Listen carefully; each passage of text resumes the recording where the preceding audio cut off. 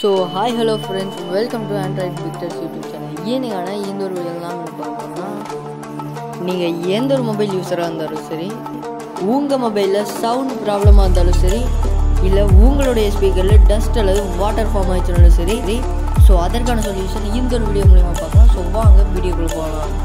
First உங்களோட Google side open பண்ணிக்கோங்க. அதில் சர்ச் ஆப்ஷனுக்குள்ளே போய் ஃபிக்ஸ் மை ஸ்பீக்கர்னு டைப் பண்ணுங்கள். ஸோ ஃபிக்ஸ் மை ஸ்பீக்கர்னு கரெக்டாக டைப் பண்ணதுக்கப்புறம் சர்ச் கொடுங்க.